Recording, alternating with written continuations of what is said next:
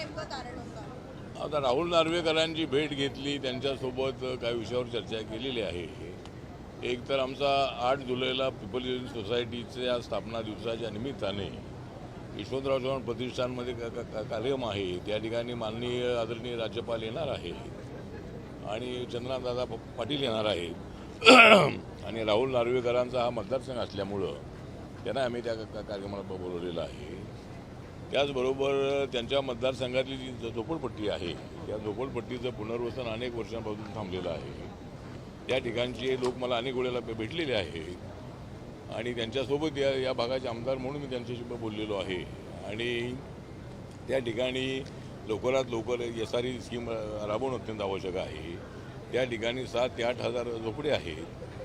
तर त्या संबंधात त्यांनी चर्चा केलेली आहे आणि त्यामध्ये डिफेन्सची अडचण आहे असं त्यांनी मला आता सांगितलेलं आहे. त्यामुळं एकदा माननीय पंतप्रधानांना एकदा दोघी म्हणून आम्ही भेटणार आहोत आणि त्याला क्लिअरन्स जर मिळालं तर त्या 7,000 ते 8,000 झोपडपट्ट्यांना त्या ठिकाणी चांगल्या पद्धतीने डेव्हलपमेंट करायला संधी मिळणार आहे. तर या 2 विषयावर त्यांच्याशी चर्चा केलेली आहे. माननीय मुख्यमंत्री देवेंद्र फडणवीस यांनाही वेळ मागितलेली आहे. त्यांची वेळ मला आज उद्या 1-2 दिवसामध्ये मिळेल. त्यावेळेला काही विषयावरती चर्चा करायची आहे.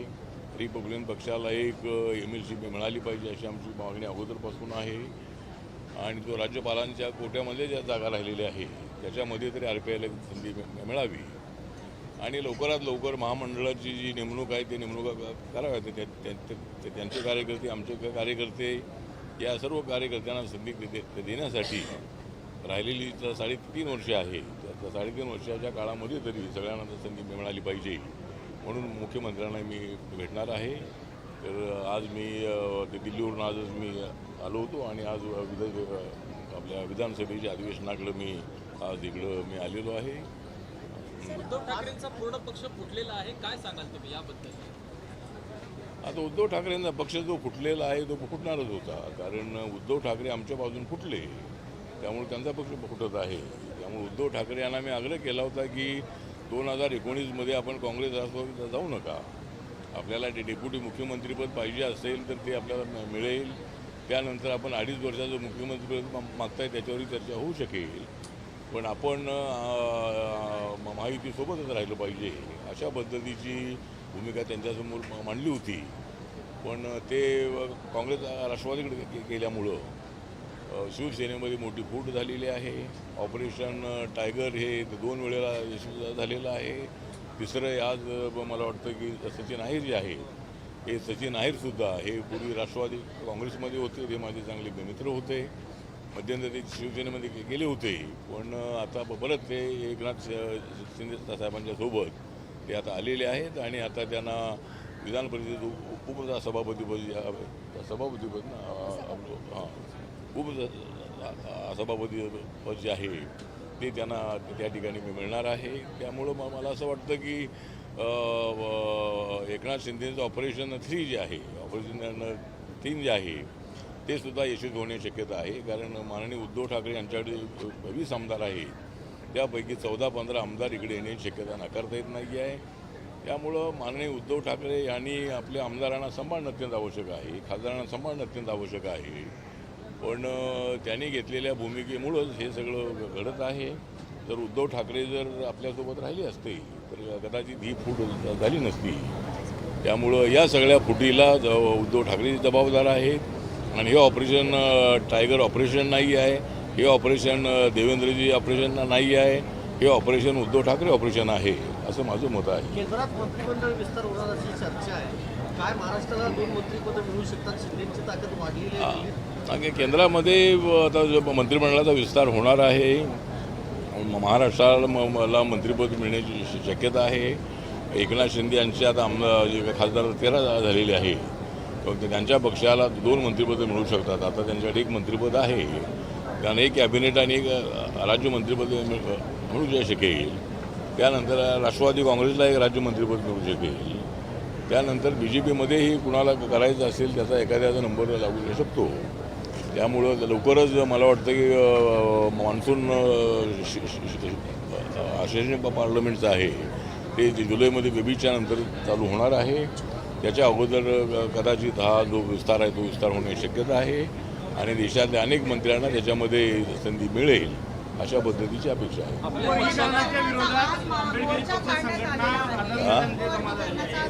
उपवर्गीकरणाच्या विरोधात आंबेडकरी पक्ष संघटना आंदोलनाने मोर्चा काढलेला आहे. तुमच्या पक्षाची आणि तुमची काय भूमिका आहे? आता माझी भूमिका अशी आहे की म्हणजे उपवर्गीकरण जे आहे ते तसं करण्याची आवश्यकता नव्हती, परंतु सुप्रीम कोर्टाने ते सांगितलेलं आहे.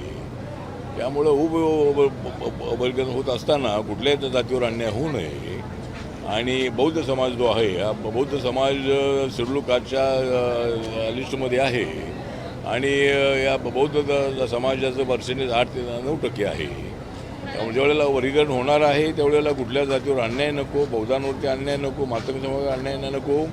त्यामुळं वर्गीकरणाच्या संबंधामध्ये जपून पावलं उचलणं अत्यंत आवश्यक आहे आणि त्यामुळं बौद्ध समाजाची मागणी अशी आहे व आमच्या समाजामध्ये फूट वाढू नका. पण त्या दृष्टिकोनातून ठीक आहे, प्रत्येकाला आपापली भूमिका मांडण्याचा अधिकार आहे. पण रिपब्लिकन पक्ष म्हणून माझी भूमिका अशी आहे की बौद्ध समाजावर अन्याय होऊ नये, मातंग समाजावर अन्याय होऊ नये आणि लोकसंख्येच्या प्रमाणामध्येच जे वर्गीकरण आहे ते व्हावं अशा पद्धतीची आपली भूमिका आहे. हां नाही, जनगणना जी आहे ती आता 2027ची जनगणना होणारच आहे. पण आता एक तर 2011च्या जनगणनेप्रमाणे करायचं की 2027च्या करायचं हा प्रश्नचिन्ह आहेच आहे. पण माझी भूमिका अशी आहे की 2027चं जे जनगणना आहे ती आता सुरू होणारच आहे. 2027च्या जनगणनेप्रमाणे ते वर्गीकरण करावं अशा पद्धतीचं आपलं मत आहे आणि पाहूया आता काय होतं. ते जे समिती नेमलेली होती त्याचा रिपोर्टही आलेला आहे, सगळ्यांची हरकती मागवलेल्या आहे, सगळ्यांची भूमिका ऐकलेली आहे आणि सगळ्यांची भूमिका ऐकून योग्य तो निर्णय घ्यावा असं आपलं मत आहे. केंद्रामध्ये आपण सत्तेत आहात, राज्यामध्ये आपल्याला काहीच वाटा नाहीये, राज्यामध्ये सुद्धा आपल्याला कुठल्या प्रकारचा वाटा नाहीये. आपण देवेंद्र फडणवीसांचेच खास मित्र आहात, परंतु तुम्हाला काहीच वाटा मिळत म्हणजे आता एकतर विरोधकांचा मी नेहमीच काढत असतो काटा, आमच्या विरोधकांचा मी नेहमीच काढत असतो काटा, तरी मला मिळत नाही माझा वाटा.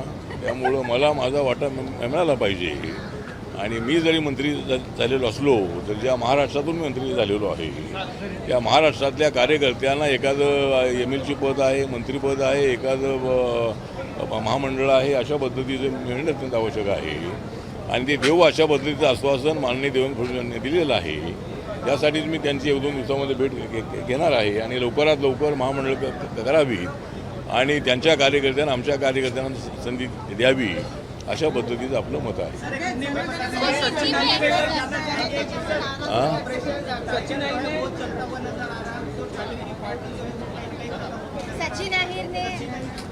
नहीं, ऐसा है कि उद्धव ठाकरे जी की पार्टी के सभी MLA मतलब शिवसेना के साथ, एकनाथ शिंदे के साथ आ रहे हैं और 9 MP में से 6 MP भी मतलब एकनाथ शिंदे के साथ आए.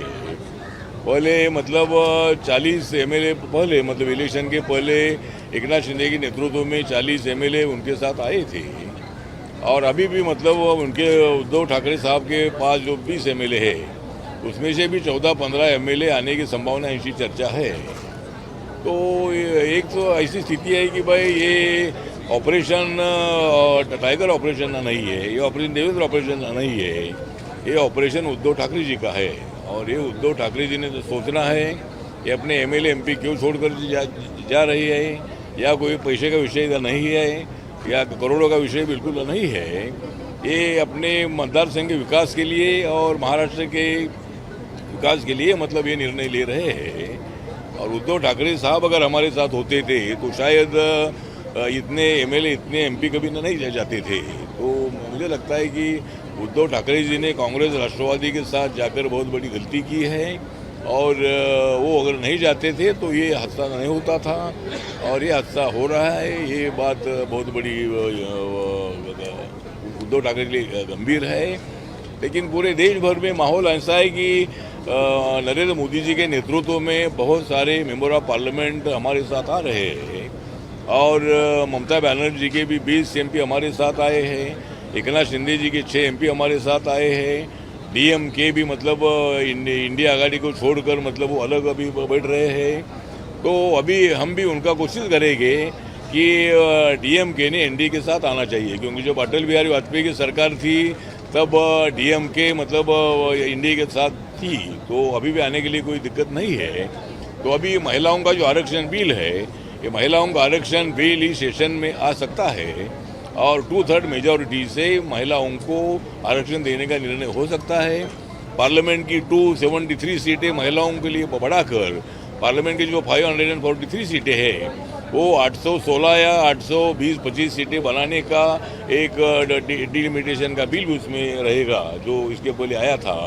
तो कांग्रेस पार्टी ने, समाजवादी पार्टी ने, ममता जी की पार्टी ने उसका विरोध किया था, लेकिन अभी हमारे पास क्लियर मेजॉरिटी बन रही है और महिलाओं को न्याय देने का बिल अभी पास हो सकता है। अटोली साहब, क्या उपवर्गीय राहुल गांधी कह रहे हैं कि भारत में आर्थिक तूफान आने वाला है और नरेंद्र मोदी कुछ नहीं कर सकते। राहुल गांधी, मुझे लगता है कि राहुल गांधी जी बोलते हैं उसमें कोई तथ्य नहीं है।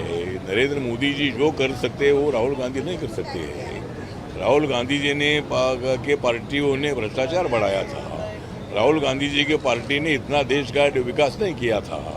नरेंद्र मोदी जी आने के बाद 12 सालों में कांग्रेस के तो 12 बजाए हैं, लेकिन बहुत सारा रोड का डेवलपमेंट, जब हम पूरे महाराष्ट्र में घूमते थे, देश भर में घूमते थे, तो पूरे नेशनल हाईवे पे सिंगल रहते थे, बहुत बड़े गड्ढे वाले रास्ते रहते थे। अभी 12 सालों में अगर आप महाराष्ट्र में जाते हैं तो बहुत ही आपका रोड अच्छे बन गए हैं।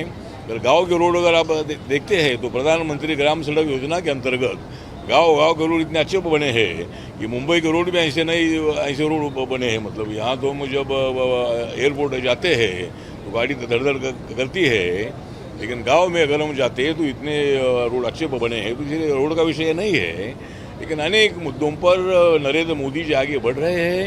अभी अमेरिका और ईरान युद्ध के कारण थोड़ा पेट्रोल, डीजल, गैस के भाव बढ़ाने का निर्णय सरकार को लेना पड़ा है, लेकिन अभी युद्ध कभी ख़त्म होता है, कभी और चालू होता है, मालूम नहीं है। लेकिन अगर ये युद्ध पूरा खत्म हो जाता है तो पेट्रोल, डीजल के भाव कम करने का विचार जरूर भारत सरकार करेगी और इसीलिए हमारा प्रयत्न आगे जारी है। सर, अनेक संघटनांची आंदोलन सुरू आहेत अनुसूचित जाती जमातींमध्ये जे उपवर्गीकरण होणार आहे, सांगितलं काय करू? सांगितलं सर, उपवर्गीकरणाऐवजी थेट तुम्ही भाष्य केलं होतं माथेर समाजासाठी वेगळी नियमावली करा, याबद्दल आपण काय भाष्य करा?